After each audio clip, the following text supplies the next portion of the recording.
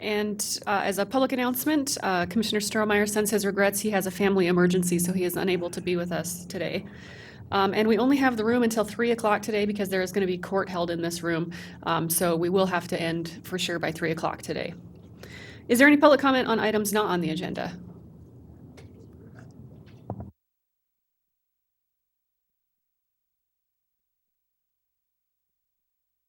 Perfect. Good afternoon. My name is DJ Smith. I'm here today to talk about a couple comments that were made last week. As an active community member, like I said, I'm here to address a disheartening comment made by one of the members of this board. Last week, a member of the board spoke directly towards the Realtors Association by saying, "Developers in the realtor lobby, please do not ever bring a development before me with land much bigger than this, without mitigating for the loss of ag land." And as a member of that realtor association, I'm here to speak for myself today. But to inform you and make it crystal clear, the Realtor Association does not and will not ever actively promote an individual development, ever. That is just not a philosophy that we go by. We go by promoting policies, the general policy of land use. So that is our avenue, and I felt like it was very disheartening and disingenuous to say a comment like that. Another important piece is housing does bring a lot to our community, and throwing that by the wayside I felt was really sad. Furthermore, I felt like the comment last week was an attack on the integrity of the realtors of this community, a body of Missoula County citizens that work to work hard to make Missoula better by helping people with one of the most stressful times of their lives. A body of Missoula citizens that advocate for attainable housing, a commitment from a group of professionals that give back to the community day in and day out. A prime example of this is the efforts for More for Kids, which next week will be giving $21,000 to kids in our community that are in need. And over a 7-year period, that same group has raised over $250,000 for that group. So my intentions today was to correct the assumption made by a member of this board and to bring it to light that the realtor lobby actually works more for the community. Thank you.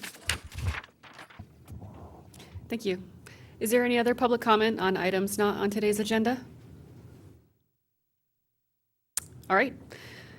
Our current claims list includes claims received as of April 5th, 2019 until April 11th, 2019 by our office, and they total $2,924,531.95. And as always, you can go to our agenda and click on those claims and see what it is specifically that totals up to that amount.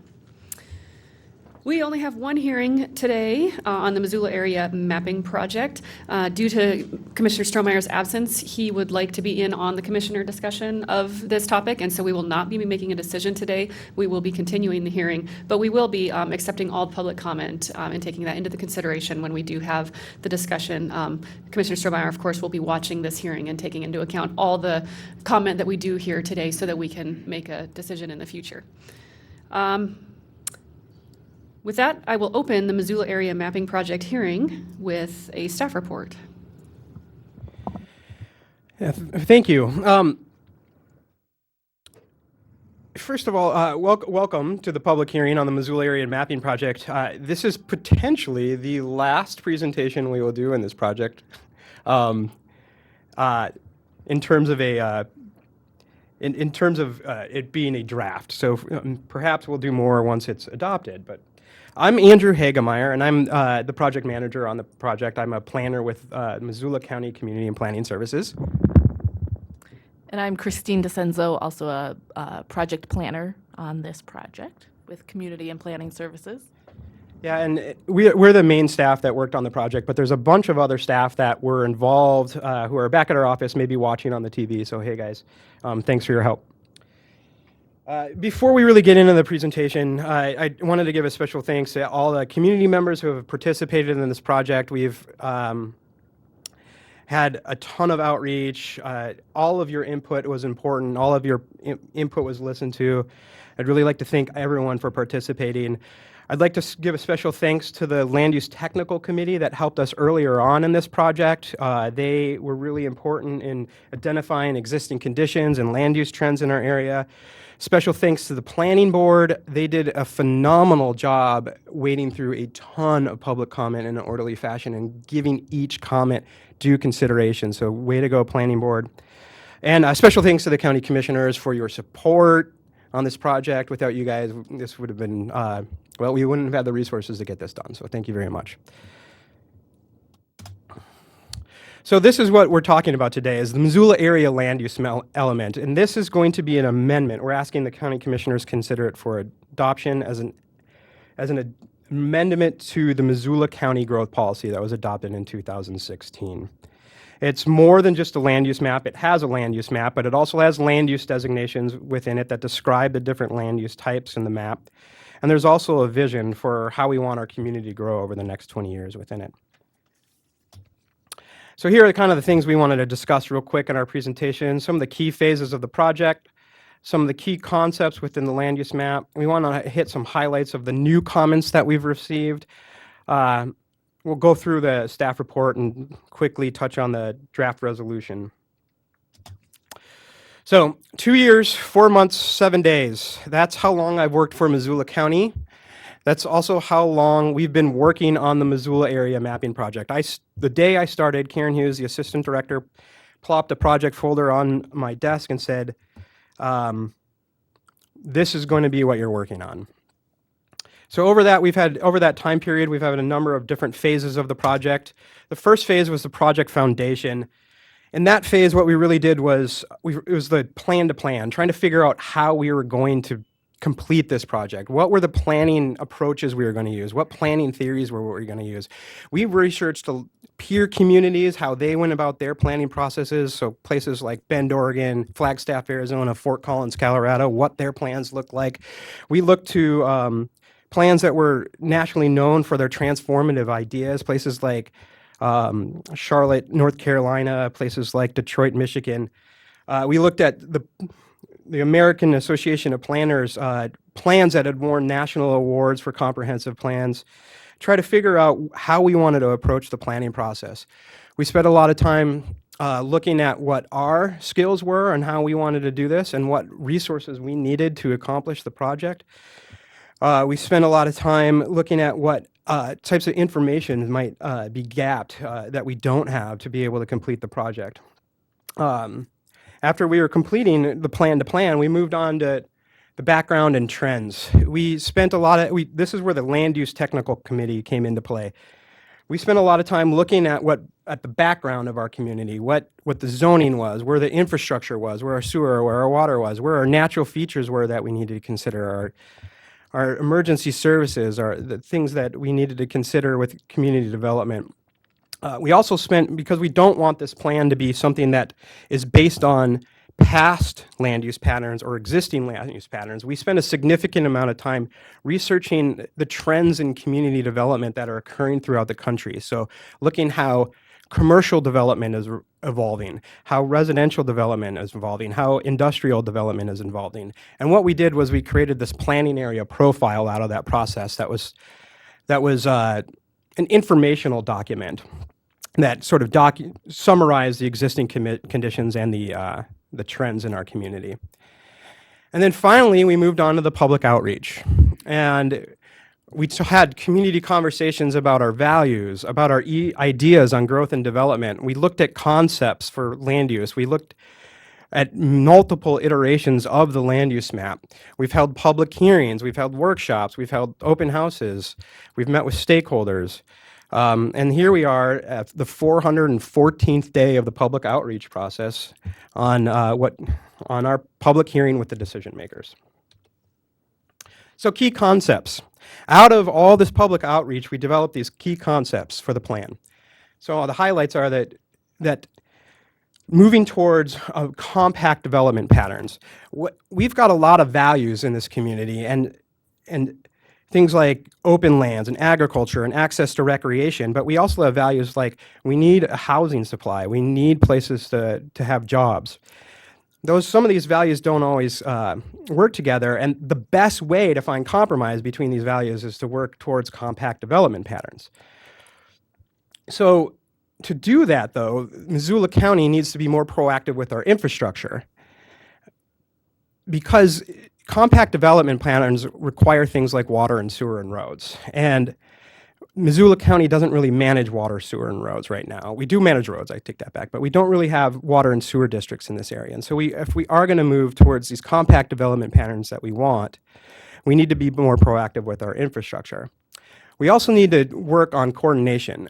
We're not alone in this. There's another jurisdiction that has a big say in our community, and that's the city of Missoula. We already do a lot of coordination with them, so this plan identifies ways that we can improve upon that coordination.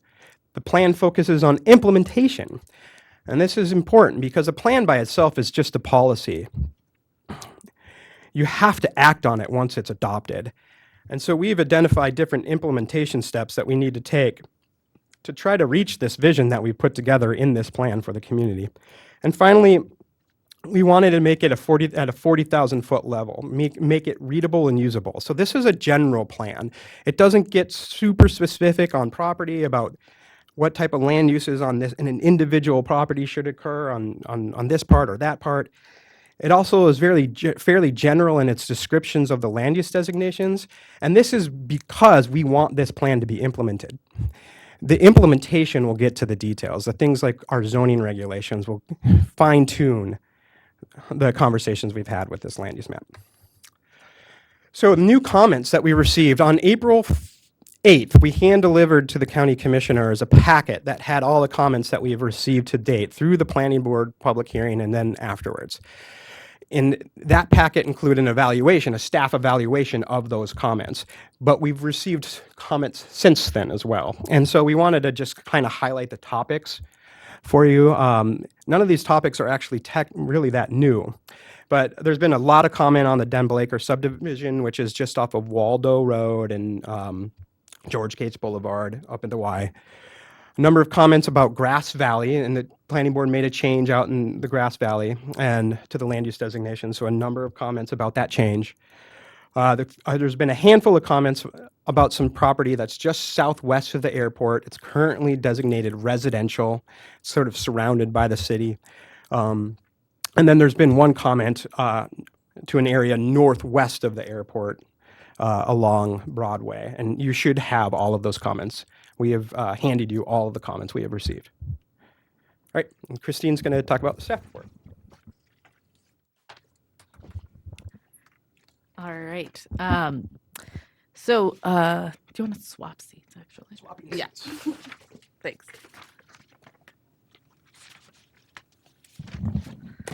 Okay, so this is just a sort of a summary of everything that's happened since planning board. We had the 3 meetings with planning board, and they made their recommendation on March 5th. We have this hearing today, and then the anticipated one on the 25th. The legal ad ran in the Missoulian on the 7th and the 14th, and we had a number of outreach efforts through the newsletter, 2 websites on Facebook, and additional meetings and updates with boards. And in reviewing this project against the growth policy, it was identified as a priority in that growth policy as an immediate and high priority to update the land use designations and the land use map. And so it identified goals that were pertinent to the project, and we reviewed this project against those goals. So I'll run through those here. Goal 1 was to conserve vital natural resources. And this project does that by designating a majority of the land within designations where priority resources were identified and either protected or development may be either limited or prohibited in some cases. So that's 87% of the planning area is either in agriculture, open resource and recreation, working lands, or rural residential and small ag, or in agriculture. And development is focused on just 12.7% of the land. And that's all based on that public comment and research that Andrew talked about. And then Goal 4 is to reduce Missoula County's contribution to climate change. And this project does that, updating the land use map does that by encouraging growth in and around that existing infrastructure. So where those roads, sewer, and water currently exist or can be easily or feasibly expanded. So that compact development is also really encouraged in this plan, making for mixed-use areas and walkable neighborhoods, limiting auto-centric development and pollution that way, and reducing those contributions to climate change. And then we have Goal 7 to sustain and promote land and resource-based industries. And so, believe it or not, we had existing 64 land use designations in the previous land use map.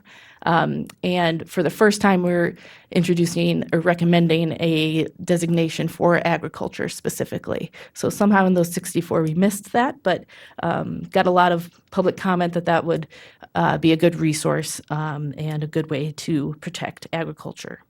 And so that was applied to areas with soils, irrigation, tax assessments, and then compared with aerial imagery to sort of identify the existing ag activity and potential ag activity. And then Goal 8 is to proactively plan and provide for logical growth of communities while also protecting that rural character that's important to Missoula County residents. And so here in this map, we focus development, like we've been saying, where that infrastructure exists. So where those roads, sewer, and water exist or are located nearby. And then lower densities are recommended where that trio doesn't exist, and preserves in an attempt to preserve that rural character. And so it's our thinking that the financial and resource efficiencies will be realized by using the infrastructure that's in place today. And sort of piggybacking on that, goal number 9 is as part of the planning, support the provision of infrastructure and services to and within rural communities. And this is sort of a tricky balance because extending that infrastructure can have the potential to change a place and increase the density. So using that balance to maintain rural character and focusing more than enough. So we have these projections about growth, and we're expecting 14,000 new people to the planning area. And in this project, we've identified enough area within the planning area to absorb that growth while maintaining some protections for agriculture. So really working on that balance. And then also emphasizing that implementation is vital to making this map work and being able to preserve and absorb those expected new residents.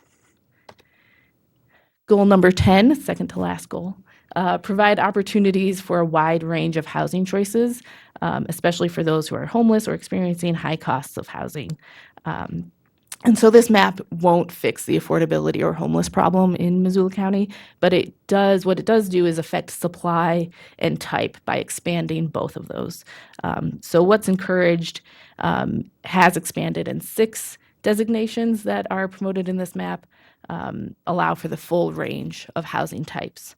And then we also have incorporated tools in the lower density areas that provide for density bonuses. So having a financial incentive to either cluster development and then maybe getting some additional units that way if you're preserving a public good. And then also it's sort of shaped in a way that provides flexibility to the market. So it's specific and broad, but in that way does what the tool is meant to do to allow for affordability. And then goal number 11 is to reduce the safety risks and costs associated with wildland fire, flooding, and other hazards. And so obviously developing in the wrong places can lead to public health and safety issues. And that drives costs up for the county in addressing and managing, mitigating those hazards. This land use map identifies those floodways, floodplains, and elevated fire risk. as the main hazards in the planning area, and development is steered away from those sites. So those are all the goals, and looking at that sort of holistically, we concluded that the update to the planning area is warranted and addresses the many goals of the growth policy. And then real quickly, I'm just going to go through some of those changes that the planning board voted on, and we'll probably hear some of those comments today and are echoed sort of throughout the commenting process. So from the why, we got a lot of comment on this lot, Dunblaker Lot 2, and the planning board recommended changing it from neighborhood center to rural residential and small agriculture. Sorry, So there was also a name change that you'll see later on that that was previously acted on that changed the land use designation rural residential and agriculture from rural residential and small ag. So that's going to be a little tricky to stay abreast of, but yeah, so that is the why. And then the commercial center between Buckhouse Bridge and Blue Mountain Road, there was a request from landowners to expand commercial, and the planning board did some expansion, but not as much as the landowner was requesting. And in Grass Valley, there either side of Dayshaw Lane, there was a vote to expand the agricultural designation to a larger area. And we struck prime from mentions of agricultural soils to just broaden that and be a little more inclusive of agriculture. And then north of the airport, there was a change to certain designations from the landowner that just further divided the planned neighborhood into working lands and industry. And then northwest of Dayshaw and Moccasin, there was a change from industry to, to neighborhood center. Yes. So we'll probably hear more expanded comments on that from the audience, but that is the staff report. Thanks.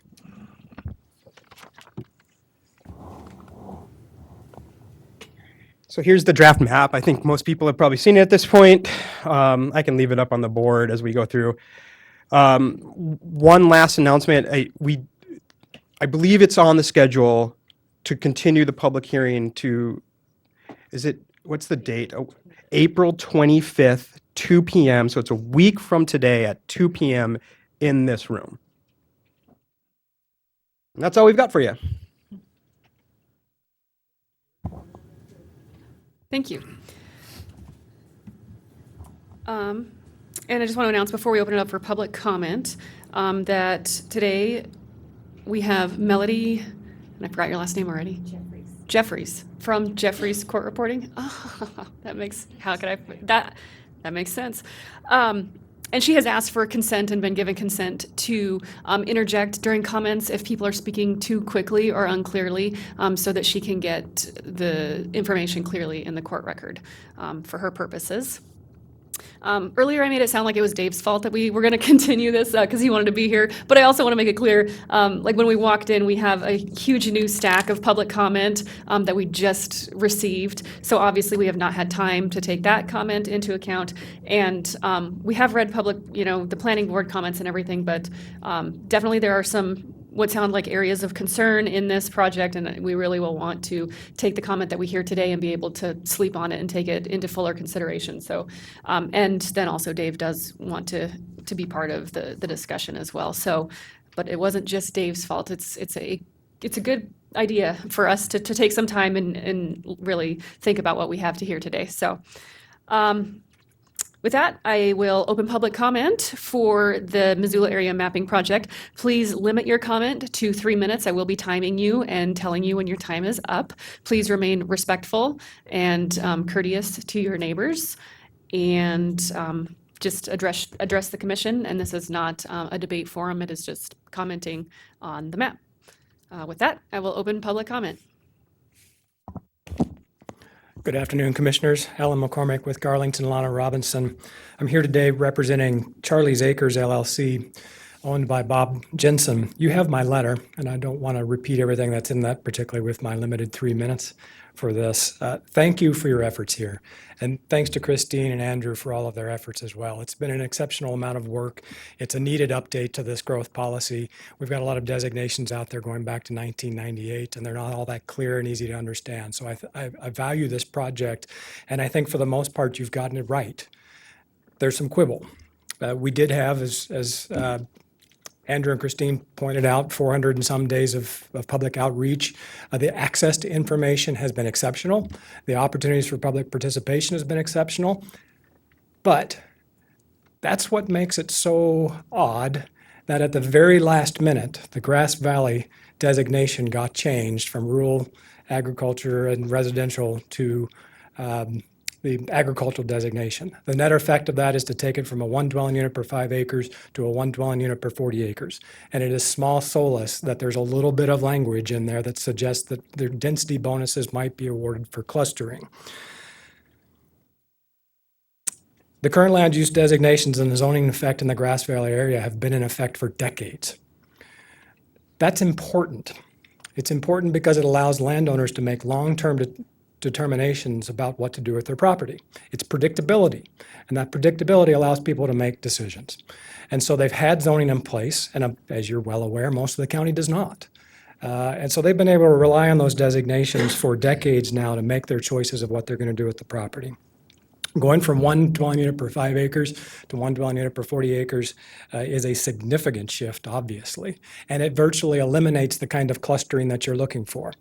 The current zoning designation does allow clustering because it doesn't have a minimum lot size, and that allows great flexibility. So if you're going to target some efforts, I'd ask you to reverse this decision, put it back the way it was so people can still have the long-term understanding and expectations, and focus your efforts on changing the zoning to create carrots, to create the incentives to do what it is that you're looking at without taking away the entitlements that they have now.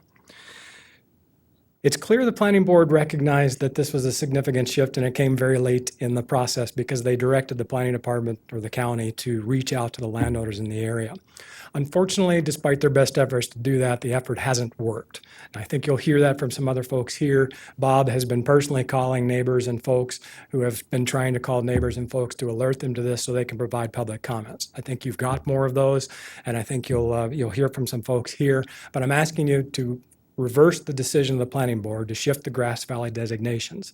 And if you're reluctant to do so, I would ask that you dial this back, and maybe it's even better to dial it back a little bit anyway. Take a look at this entire Mullen Road corridor and see if we can make a little more pinpoint designations on what these need to be. You're at 3 minutes. Thank you. Thanks. Oh, I was done, perfect. too. Good job. Thanks a lot. You must have practiced. And as Mr. McCormick did, if people could please make sure they state their name for the record before they speak. Thanks. Good afternoon. My name is Shelby Humphreys. I'm a resident of Mallard Way along the Mullen Road corridor. First, I'm amazed at all the effort and planning and research the staff has done. Thank you so much over the last 4 years, 2 years? 2, okay. Unfortunately, the timing is that the background and trends phase was before a major flood along Mallard Way. Tower Street also experienced that flood. Mallard Way is downriver from where the Bitterroot and Clark Forks combine. And in 2008, the removal of the Milltown Dam had quite an effect on the river rising and the rate of flow. And we saw and witnessed that in 2018. I'm really encouraged by your added goal of agriculture because it's not only a preservation of those 30-year plus neighborhoods, but it's also a preservation of agriculture lands as those soils get eroded and go downriver. My neighbor across the street lost 16 feet of his bank last year in our flood. And what else did I want to add? This is mostly food for thought as you continue with those goal settings that, and I'm really happy to see flood as a priority. One house across from my house has been abandoned. The well was flooded, and so no more taxes from that house, unfortunately. And our property values may go down if continued flooding exists, and of course that affects the tax base. Lastly, I just want to pass out some photographs to give you a real-world picture of what it was like for us last year.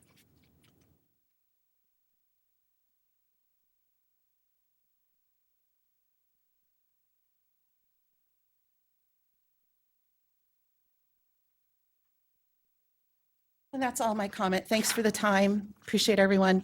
I wish I was here 2 years ago, but I just got my letter the other day and my house was flooded last year. So that's sometimes how it goes. Thank you.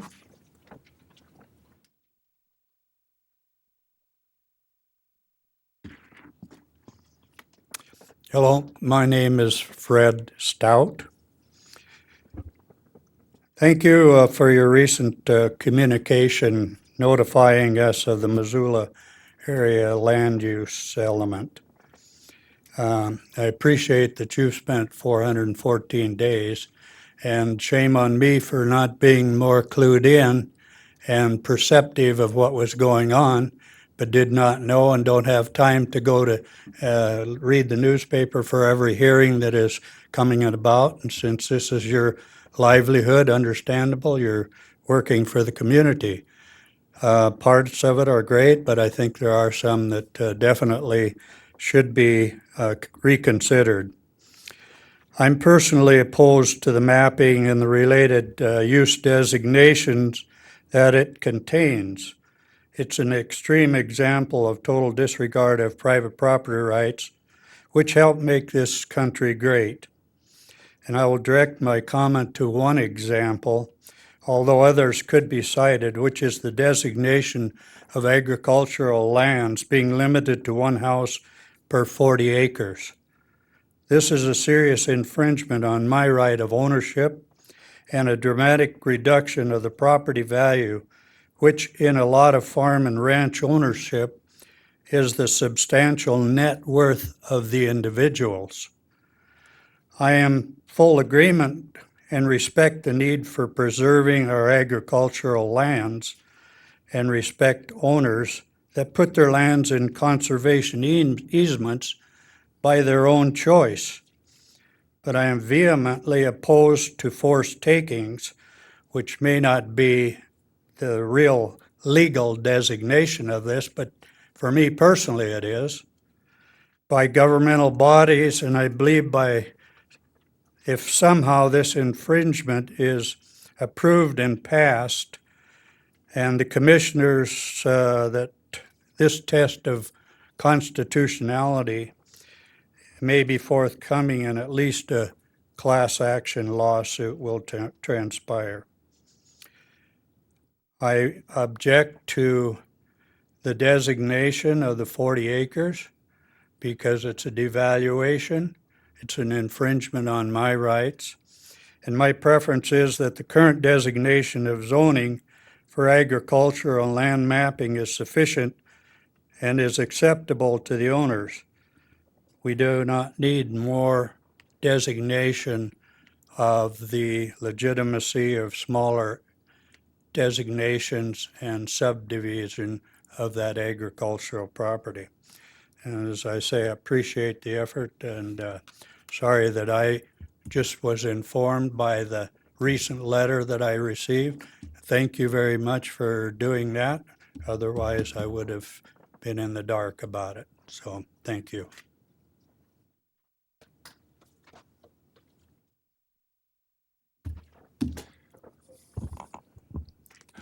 Hi, my name's Ed Taylor, and I reside at 3920 Sunrose Drive in Target Range, Montana. I'm here as a Target Range Homeowners Association board member and was a working member of the Target Range Neighborhood Plan. I would like to thank Andrew and Caps and members of the Planning Board and LUTAC for the work that's been done on the land use update proposal. I do have some concerns that the update proposal is seemingly driven by the city, developers, realtors, and other private stakeholders rather than the county residents. I've been following this closely, and I'm a little disappointed in the lack of incorporating my public comment and requests during the past. I had months, but year and a half. The first issue I have with the proposal begins on page 4 of the proposal, labeled "The Big Idea, One Community." It states, quote, "To its residents, Missoula isn't the county Missoula and the city Missoula, it is one community." Every county resident I asked about this emphasized, I live in the county, so I find that to be a little different.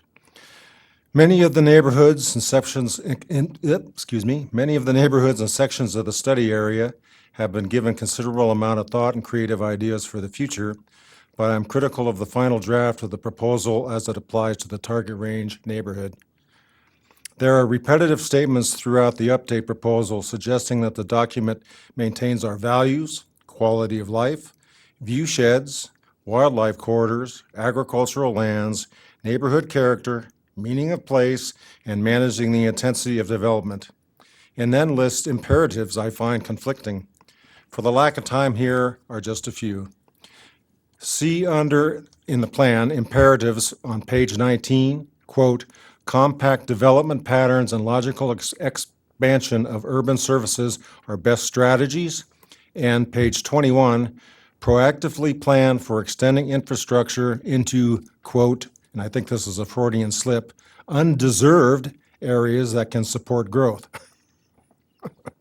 Where was I here? Wasn't this addressed in the studies and plans recently done by the city, such as the UFTA Yearbook and 10-year review in 2017? And then on page 19 of the plan, our Missoula growth policy, quote, recognizes prime soils with an urban agricultural overlay that encourages cluster development to help conserve valuable soils. The objectives and actions further reflect the city's commitment to focus development inward and to protect air, soil, water, and natural areas to the greatest extent as possible. The county seems to feel differently. The update also suggests changing zoning and subdivision regulations in the near future. Weren't the zoning and subdivisions regulations just changed not too long ago in the county? The most important adverse statement to target rangers is reference to density bonuses and density incentives. It is glaringly obvious that this land use update proposal is not compatible with the target range neighborhood plan. And you are at 3 minutes. I'm just finishing up. Thank you. This plan was adopted by the county in 2010. The plan requested some zoning changes, which has never been implemented, and also has some suggested development ideas such as conservation design, but has no mention of density bonuses or incentives that the update proposal requests on page 32, 33, 37, and 38. Yes, I understand the update proposal covers an extensive area and all the suggestions do not apply to all parts of the study area equally, but I urge the board to strike from the reference to the target range neighborhood, I urge the board to examine the referred pages and comments and request that density bonuses and incentives be stricken from reference to the target range neighborhood as they do not adhere to the adopted target range plan. Thank you. Can I pass these out?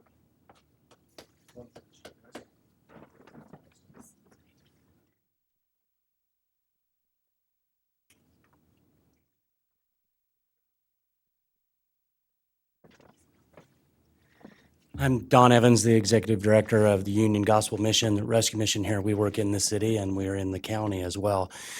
I've been here 760 days working. And unfortunately, we just got the notice of the letter and the change of zoning, and I know it's hard to get it out to everybody, and I'm sad to know there was 414 days of public comment, and I'm just now here.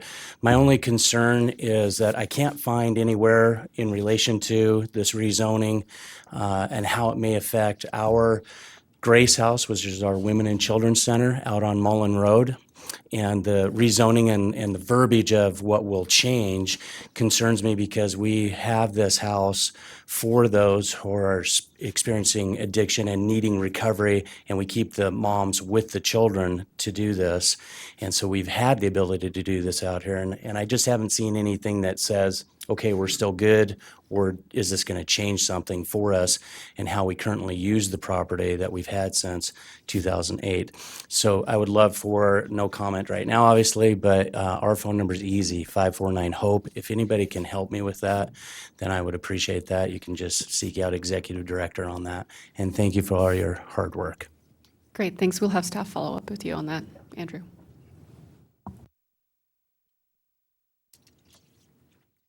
Hi, good afternoon. Matt Dreesen, Principal Superintendent at DeSmet. I've had this discussion with the planning board. I don't know if Andrew needs to put the map up on there. There's an area on the light industrial designation that you have in our school district, which is going to create an unsafe passageway for the students to get from residential to my school by having that light industrial in there.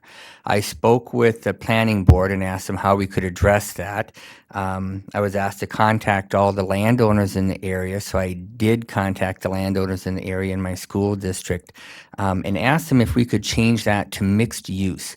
If we change that to mixed use, it would allow a corridor that would allow safe passage from one residential district, one residential unit through the mixed use to another residential district. And then somehow we have to figure out how to get the kids across Highway 10 without them becoming speed bumps. I don't know that answer, but it has me concerned. We already have residential on that side. I think I got all those letters and everything to the board. I'm assuming that we do. Kim was in town. He's from Wisconsin, and he said he was going to try and visit with Andrew. I know there's a letter, and maybe with Josh on that same issue. They're all in support of that. I think that would be a good move, and I hope that we can get a resolution on that just to make sure that we have safe passage for the kids coming in there. There's one other question I have, and Chrissy just said this, and my heart stopped. It said that you're working north of the airport and putting in industrial. I heard that. I don't know if that's what you meant. I'm north of the airport.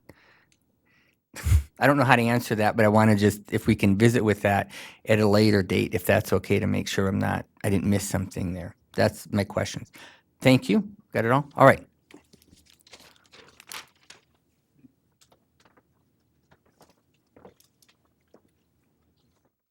Hi, my name is Sam Martin. I'm here in Missoula. I'm a real estate broker. And my question to the board is, how are you going to compensate these landowners when you insert the zoning on their property that's going to devalue it to 30% of what it is now, or 40? And are you going to basically place a conservation easement on it? And then we've got parcels from 40 acres, 50 acres, 640 by some of my colleagues, another 80 here, another 350 there. And I mean, that's Dayshaw, that's Mullen Road, it's right in the heart. And these property are less than a mile from city sewer. How are you going to plan for that? You already got a problem at the intersection of Super Walmart, Mullen Road, and Reserve. How are you going to address that? I think you should look from the city, who really wants the infill, and I think you should be looking out and not going clear to Frenchtown, not going to these other people. And all people are asking for is 1 to 2 acres or 5 acres or something like that to do it, and you're going to come in and try and restrict clients of mine and colleagues of their land values. That's not going to work. I can tell you that right now. So thank you very much for your time. Thanks. Is there any further public comment?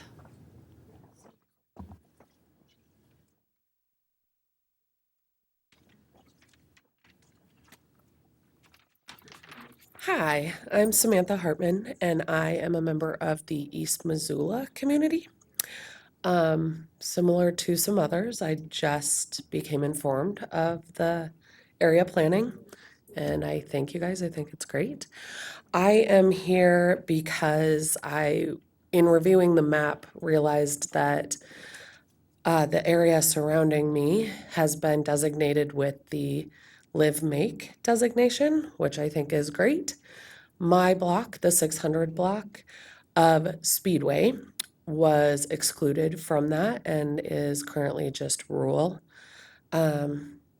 And so I am here to request that the 600 block of Speedway Ave is added to the Live Make designation. Thank you.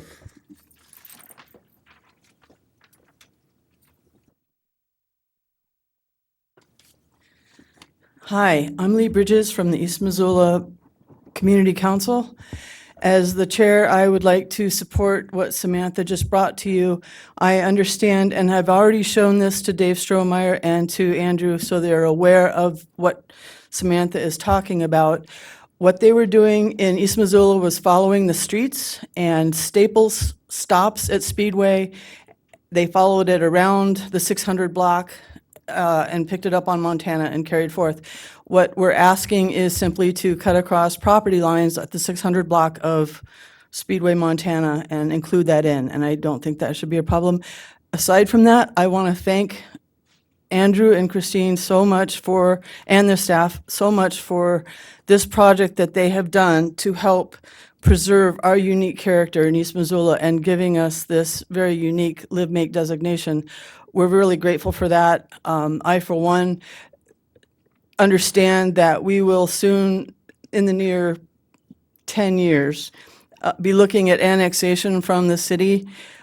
By being able to take this step in having this growth plan cover this with the Live Make, it makes our unzoned areas of East Missoula easier to negotiate with the residents. We were looking at a big-time fight, and we know that being annexed, we would be zoned. So we are grateful that the county has stepped in, CAPS has stepped in, and provided us with a creative and very effective manner of, in the future, being able to zone our unzoned areas. This growth plan is our first step. We will be following through with zoning, and this helps take away the fight.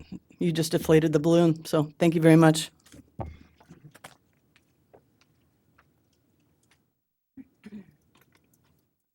Hello, my name is Marcia Hauk, and I live in Grass Valley on Mullen Road. And I have only just received one letter inviting me to this meeting, and I'm so happy to be here. I want to thank you for the work that you're doing. I have a different perspective than many. I'm a gerontologist. I have just attended the Montana Gerontology Association meeting in Helena, and you need to realize as a whole group that housing is a big deal for older people, and having somebody to be near who could live on the same land or near them on the same land, whose family who could help them as they age is going to be really important. Other cities and areas are allowing more accessory dwelling units. Because of this, it's extremely important to think of. Now, I'm also a baby boomer. You can see that probably. There's a lot of us, and I'm on the leading edge of baby boomers. It's going to be important to think, can we not take our small pieces, 5 acre, I'm in one that's just under 5 acres, and put a family member unit on that, instead of saying, oh, this land is going to have to stay agriculture. I think agriculture is a great designation for our area, yeah. But there are people out there that would appreciate being able to put another unit belonging to their family on their piece of land. And I just want you to think about that, because we're not going to go away easy.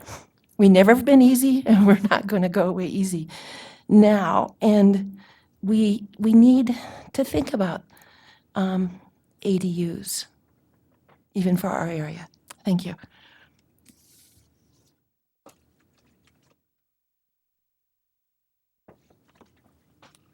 Good afternoon. I'm Bonnie Buckingham. I'm the Executive Director of the Community Food and Agriculture Coalition. And I'm here this afternoon to voice my gratitude for the long and sometimes tedious, I think, hard process that went into this, especially with Andrew and Christine. So thank you so much for the many hours that you did put into this. There was extensive community input in this plan, and I'm here to voice my support for adopting this into the growth policy. As you know, the Community Food and Ag Coalition has spent a dozen or so years working to keep the conversation on agricultural soils conservation at the forefront of planning in Missoula County. And for the first time in this long conversation, we feel that we are actually making some headway with this land use mapping element.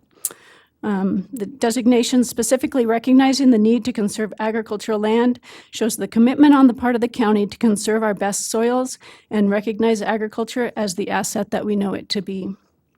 During the recent open space bond and levy campaign last fall, folks overwhelmingly supported the bond, which included funding for the protection of agricultural land. I feel that this land use map works to highlight some of the areas most at risk of development and most viable for agriculture in the future. These tools combined will help maintain our agricultural heritage and provide for a stable, resilient food supply when we need it. Along with other planning documents, such as the Climate Ready Communities process, our Missoula, the city's growth policy, and the Missoula County growth policy, along with the open space bond and levy, we as a community are developing tools that will provide mechanisms for the conservation of agricultural lands into the future. This land use map complements these other policies and can provide a specific planning strategy for growth. As recommended by the report, there is now a need to put this element into the growth policy, update the zoning map, and create zoning that aligns with the land use designations and update subdivision regulations accordingly. Our hope is that you will adopt this element into the growth policy for Missoula County, and we can begin to explore and adopt the mechanisms needed to protect our most vital soils across the Missoula Valley. CFAC is in support of the Planning Board's changes to the mapping element to include critical areas in the Grass Valley around Laval and Butler Creek corridors, preserving as many acres of ag soils and the wildlife habitat that it supports. There are a few areas of agriculture very prominent within neighborhoods, and I know there's been discussion about the need for more specific language regarding ag operations in some of the areas for the development that currently supports small local farms. Most specifically, as was mentioned before, the Target Range and Open Orchard Homes areas west of Reserve. This community has been working very diligently to be recognized as an agricultural center for Missoula. There are more than 20 farms, 2 farmers markets every week during the growing season, and several farm stands and you-pick operations scattered throughout the neighborhood. There Are at 3 minutes. Oh, it is? Oh, well, then I will skip ahead and say I just think there are some additional policies and zoning that need to occur after this, and CFAC will be active in helping to implement the elements that are within this map, and we urge you strongly to support this and adopt it into the growth policy. Thank you.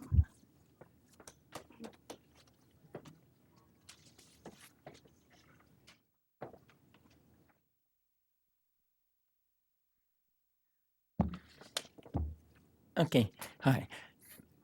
My name is Bruce Benson. I farm Benson property at 7th and Reserve and 301 North Davis Street, which are in the Missoula County.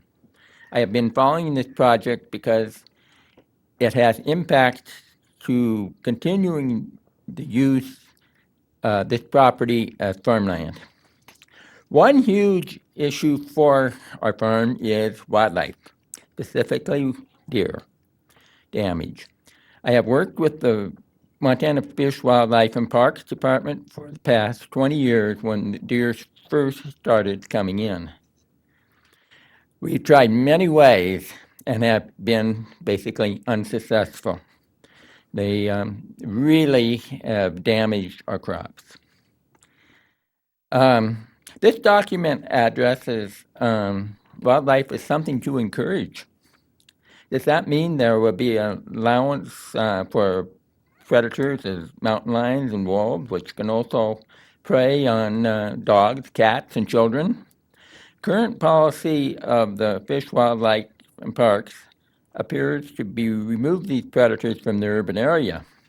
The wildlife part of this document needs to be studied more in a more comprehensive way. This plan does not give adequate attention to transportation. Any additional growth will increase demands for adequate roads. Being next to capacity burden Reserve Street makes me aware that there is no real plan to move additional traffic through this valley. The urgency to update a transportation plan is now, not in a few years. I believe that planning is very important. The planning staff has been helpful. Decisions you make will require a commitment to follow through. And thank you.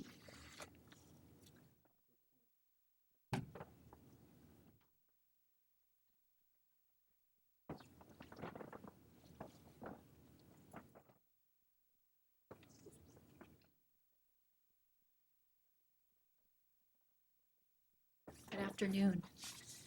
My name is Leslie Cheetah, and I'm a property owner at 10825 Mullen Road in the Grass Valley area.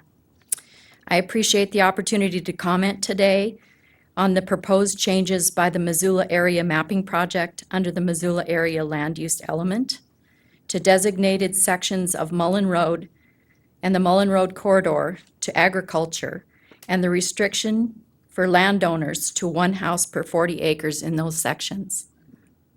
This deprives landowners of the freedom to choose how to use their property and severely limits its value.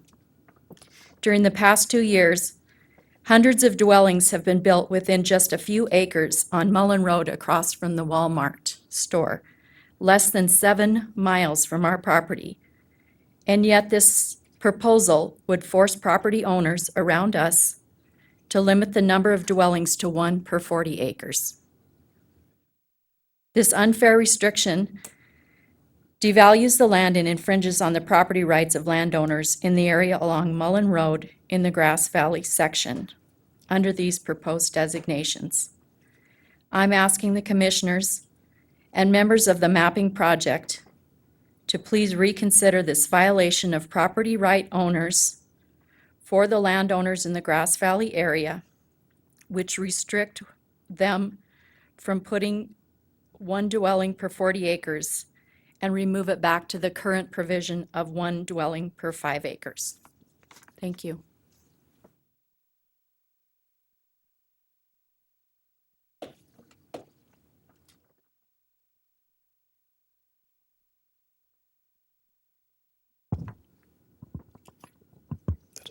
Hi, my name is Tori Ritter. I'm a wildlife biologist with the Montana Department of Fish, Wildlife, and Parks. I just wanted to start today by thanking Andrew and his team. They really engaged with us from the very beginning to make sure that fish and wildlife habitat values, connectivity, and movement in the Missoula area was incorporated into this whole process. And it's been really great working with them. And we're very happy with the resulting land use map and element. And so we just want to put our support behind it and hope that you adopt the land use map and element as they are proposed. Just to quickly kind of outline the way we approached this is we gathered a group of fish and wildlife biologists that are specific to the Missoula area and more regionally in western Montana. And basically, we just poured over maps of the Missoula Valley and came up with what we call ecologically important areas. And we outlined 9 of those ecologically important areas in this rather lengthy document that was our original comments to the first land use map and element that was proposed. Andrew and his team were able to accommodate quite a bit of our comments into the land use map and the elements. And we really think those changes reflect the importance of some of these areas. Missoula really sits at the heart of a lot of large intact ecosystems, the Rattlesnake Wilderness, Sapphire Mountains, the Lolo National Forest, Selway Bitterroot, and then all of these major river corridors. They all come together with Missoula at the center. So really, not only is the Missoula Valley and then the entire Missoula area within this mapping important wildlife habitat on its own for creatures that are raising young and foraging, it's also really critically important for creatures being able to move between those major large ecosystems. So in that regard, we came up with these ecologically important areas, not only as wildlife habitat themselves, but also as these moving corridors that will allow creatures large and small to move between those major large ecosystems. And it's really that landscape connectivity that allows for long-term population viability for a lot of these species. So if you're really interested in, I'm assuming you've been supplied one of these. If not, I have 3 hard copies here as well that I can hand out. But these really are just meant to be as kind of as a guide moving forward as to where are these critical wildlife areas. And I do just want to emphasize that it's not just about protecting species that people like to photograph or bird watch or things like that. This is about maintaining a healthy environment that not only contributes to aesthetics and to a way of life for people that like outdoor recreation and like hunting, fishing, it's also about maintaining ecological services, flood attenuation, sediment retention, and recreational opportunities, reducing human-wildlife conflict. All of those kind of things can all come together when you allow wildlife areas to move through a city, to allow that permeability and that connectivity between ecosystems that Missoula kind of sits at the middle of. So I just really wanted to emphasize that that's where we were coming from with our comments, and we are really happy with the changes that were made. And we are available. We have a whole team of wildlife biologists, fish biologists, land use managers, and we're always available to help work through discussions, work through issues, anything that may be coming up as this is implemented in the future. So please feel free to call us, email us. You can text me even any time if you want. We really want to be engaged with the process. So thank you for your time. Thank you, and we thank your agency for the extensive amount of time that they put into commenting on this and engaging with staff. That was very helpful, so thank you. And did you want any of these hard copies? Is it the one with all the maps and everything? Yes. Do you need one? I've got one. I think I need. There you go. Thanks. Thank you. Further public comment?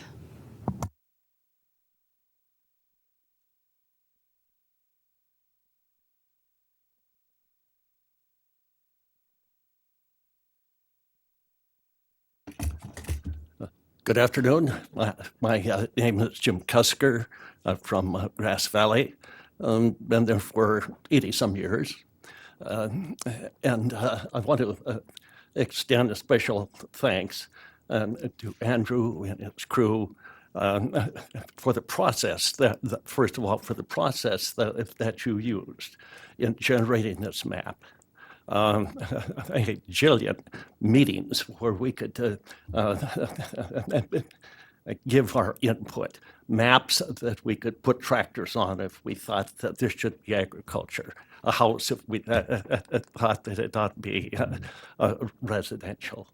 And I consider this map an outline for effective stewardship on the part of Missoula County. Because everyone who contributed to putting this map together has realized that there are some very special resources that must be protected. And many, many thanks for recognizing that agricultural land is one of those important resources. There are 16 of the elements, and 5 of them involve agriculture of one size or another. No, it is certainly true that landowners do have the option, if they want to protect their land, as have I, and place that property in a conservation easement. There are times, however, when government has had to step in and say, we recognize this as an extremely valuable resource. Hence, you can't do this or you can't do that. High water last year and took another acre or so from the riverbank of our ranch. I can't do anything about that, but I go along with that because I realize how important that water resource is. And I would suggest that the passage of this proposal by the commissioners will certainly aid in protecting yet another very valuable resource, and that's agricultural land. Thank you.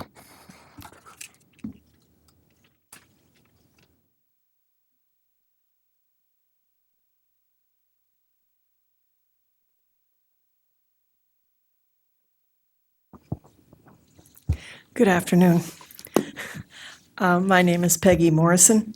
I'm here as president of the Target Range Homeowners Association to present to you a motion that was presented by the executive board the other night and passed. On Tuesday, April 16th, 2019, the Target Range Homeowners Board adopted the following motion regarding the draft land use map update. In 2010, the Missoula County Board of County Commissioners approved the Target Range Neighborhood Plan. The approved plan updated the comprehensive plan use, comprehensive, tongue-tied, not a good thing for a teacher. The comprehensive plan land use designations for the area included in the Target Range Neighborhood Plan, as shown in map 16 of the plan. And I have a copy of this for the commissioners along with the map that's being referred to here. The Target Range Homeowners Board requests that you make the following two changes to the draft land use map update that is before you today to accurately reflect the updated comprehensive plan land use designations. 1, the neighborhood plan shows more detail in terms of which areas are zoned for 1 dwelling unit per acre and which areas are zoned for 2 dwelling units per acre. Map 16 on page 95. Those distinct boundaries should be shown in the proposed land use designation for rural, residential, and small agriculture map, rather than combining both into the proposed density designation, which states residential density ranges between 1 unit per acre and 2 units per acre. The distinction is very important because of the resources identified in the neighborhood plan as at risk. Oh gosh, it has to be me. Excuse me. Thought I turned it off. I thought you were going to answer it. Yeah, well, if they want me, they can call back. I think I probably should at this point just sit down and forget about it.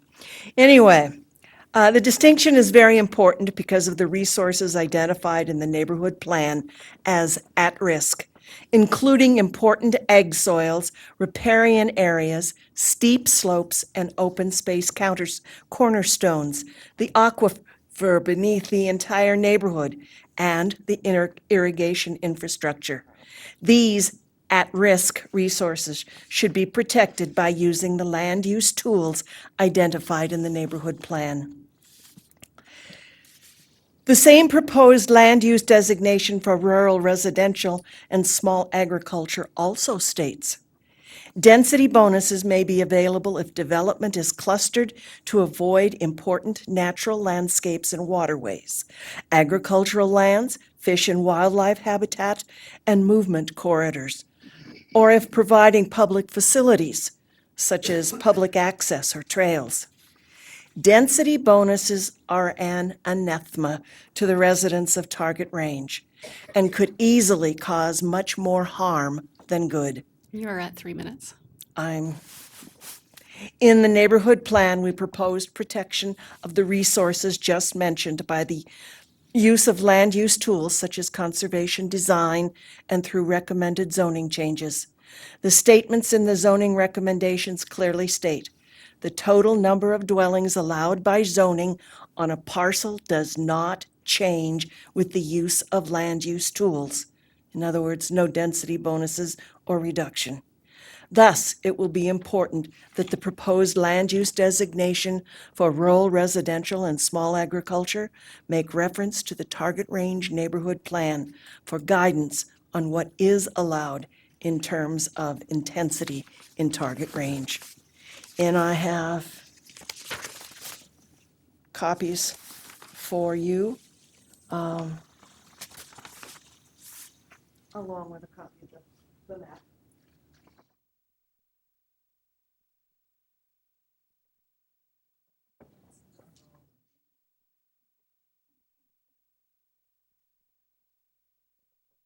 Any other public comment?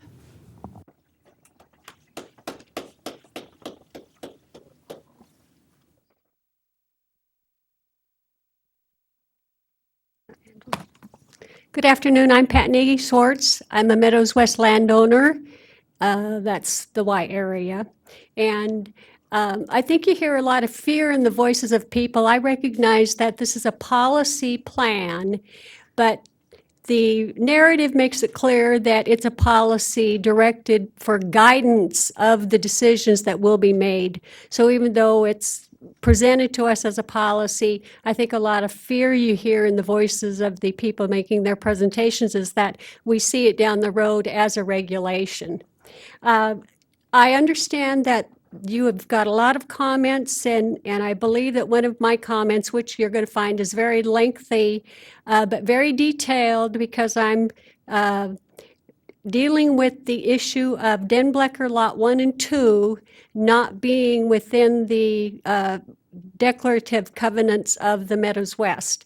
And so all of the detail, if you haven't seen the letter yet, then my point regarding the fact that Denblecker Lot 1 and 2 is supported by the evidence that I present to you in my letter. I also want to make a point about one of the things this plan that I don't see that it has addressed is putting some of the onus back on the city of Missoula. A lot of this plan deals with population that's coming down the road.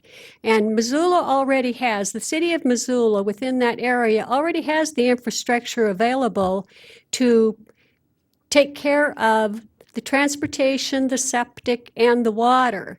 But Missoula is reluctant to build up in the air. And it's time for Missoula, because we already have the infrastructure there, to build up in the air the city of Missoula with high rises, lobbies, and elevators. And instead, they've been allowed to use up all the land that they had with these strip structures of 2 and 3 story that are not going to accommodate the population that the planning committee has recommended. I also just want to make the statement that after you read our comments, I want to know from Andrew if the comment period is closed. Oh, I'm sorry. I will say, though, that the comment period will not be closed. When we continue a hearing, comment stays open. And Oh, okay, so we have a public hearing coming up April 25th at 2 p.m. in this room, and then the public comment period stays open?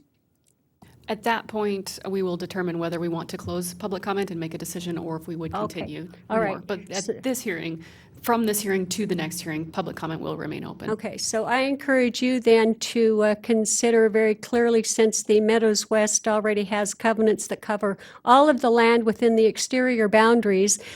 We do have one commercial tract of land within the exterior boundaries of Meadows West, and that was provided for in the original covenants from 1979 and affirmed and supported by the 1986 Missoula County litigation against the developers. The rural residential and agriculture designation for Meadows West is appropriate. Thank you.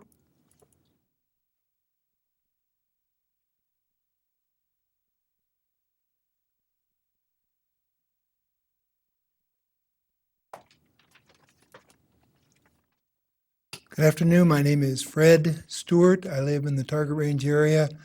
I'm a member of the Target Range Board of Directors, and I've been involved with this project a long time.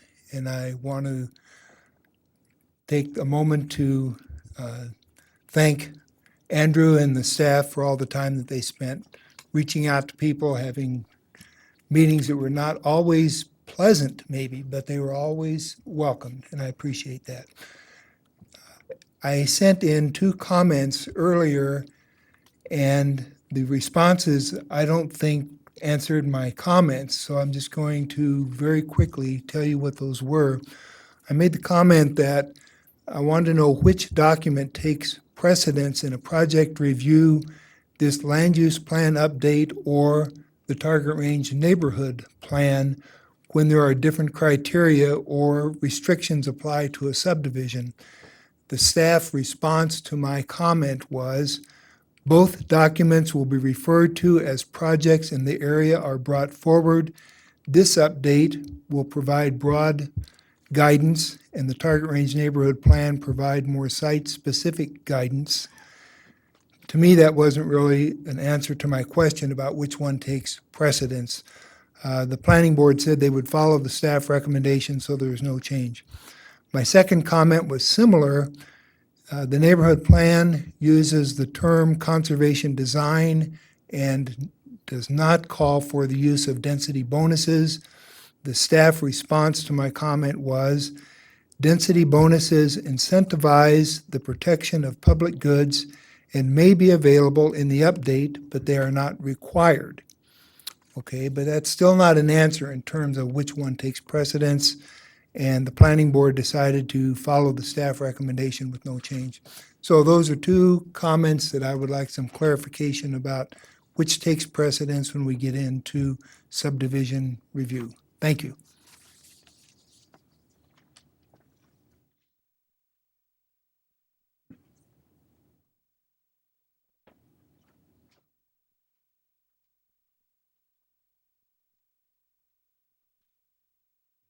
Is there any other public comment?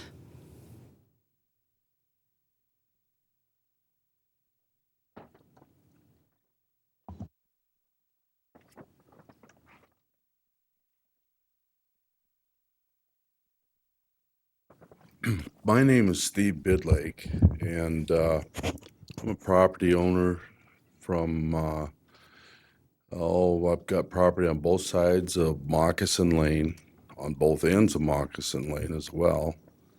I have property that consists of old pulp mill ground,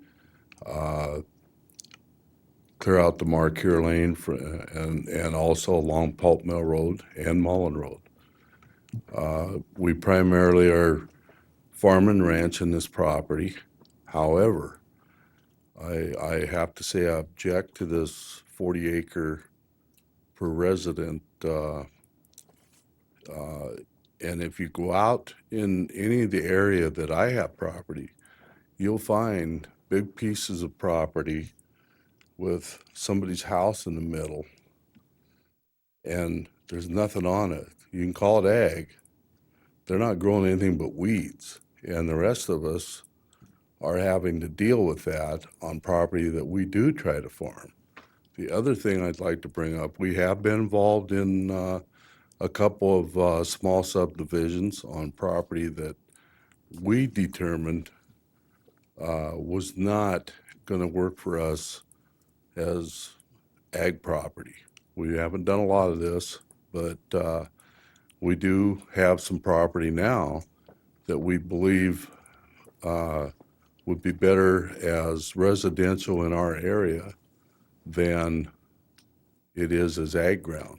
And as you grow toward Frenchtown, you're going to have places to build these houses or put in these mobile parks or areas where people can live and get to the services they need. And it's not going to happen on one house on 40 acres. We have property that we're spraying, we're cutting weeds.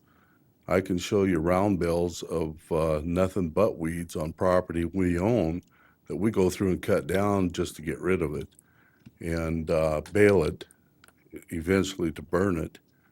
And we can't get this stuff to grow. I've got people from Senex,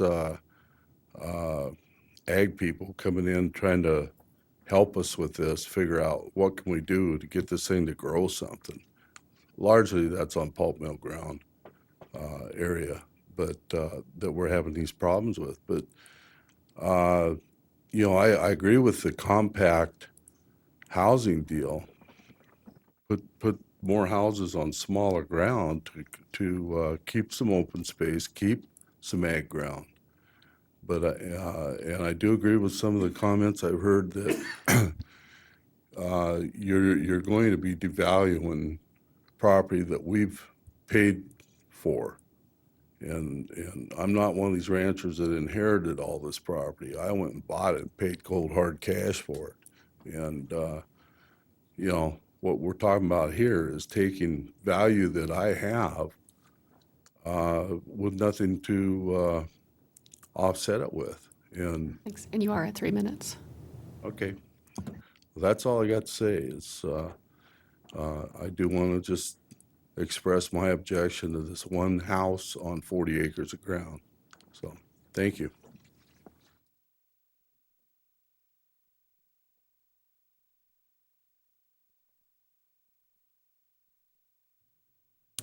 Any more public comment?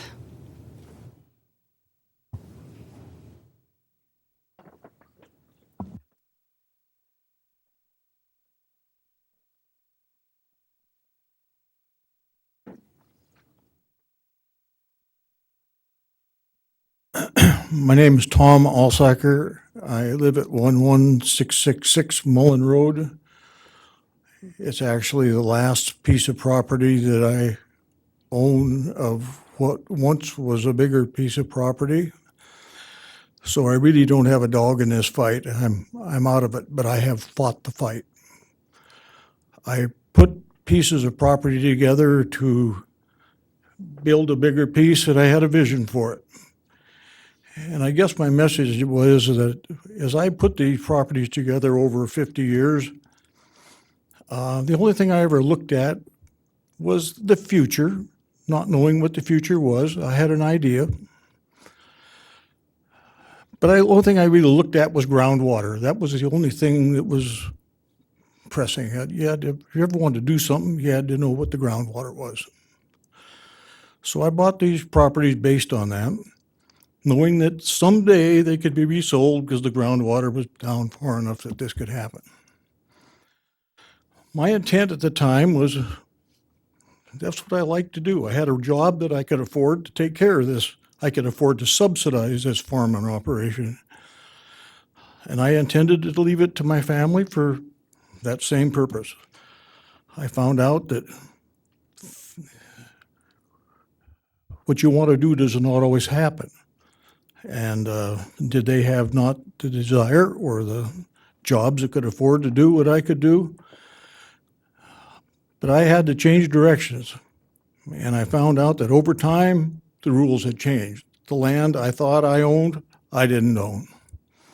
I was severely encumbered by entities and rules and things that had come along in the meantime. And I needed to do something different.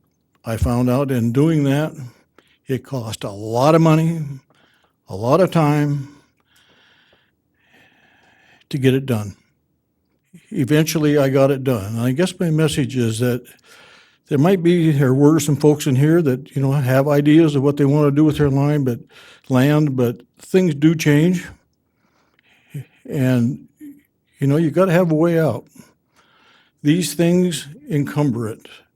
I believe it's a taking of my rights. The last 5 acres that I built on recently, big mistake. In all honesty, I shouldn't have built in Missoula County. I should have sold that piece of ground and moved someplace else. I thought I knew all the rules after all this stuff, and getting that job done was a trip through hell. And I don't push that on anybody, and I just want everybody to have an open mind about where they're going with this thing and what happens here, whether you guys lay a layer of something on it or FEMA lays a layer of something on it. It all has an effect down the road, and you got to leave them a way out that isn't something that's of such a burden they can't get out from under it. And with that, I guess I've said enough.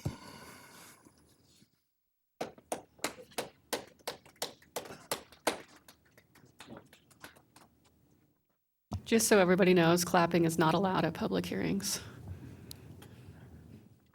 I'm Dick Lucier from the Frenchtown Valley there, and I've been out in that valley 70 years plus, and I'm the same way. I didn't inherit the ranch. I bought it. I bought the land, and this 40 acres that you guys are talking about kind of makes it tough for us older guys.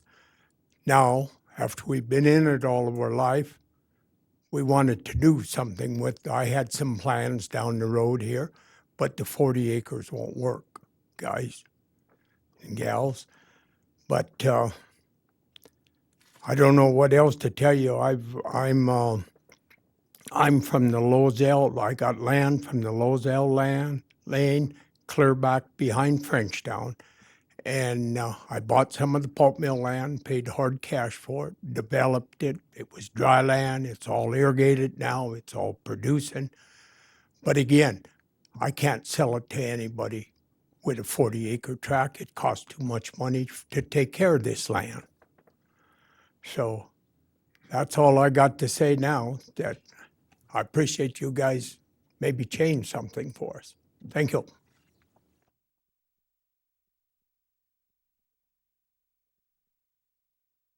Any other public comment? Last call for public comment for today. Okay. Seeing that there is no other public comment, it sounds like we will continue this until April 25th at 2 o'clock in the afternoon in this room. Public comment will remain open until that time. You can email staff for the BCC email to have those entered into the record and considered. Is there any other business to come before the commission? All right. No? Okay. We'll adjourn. Thanks.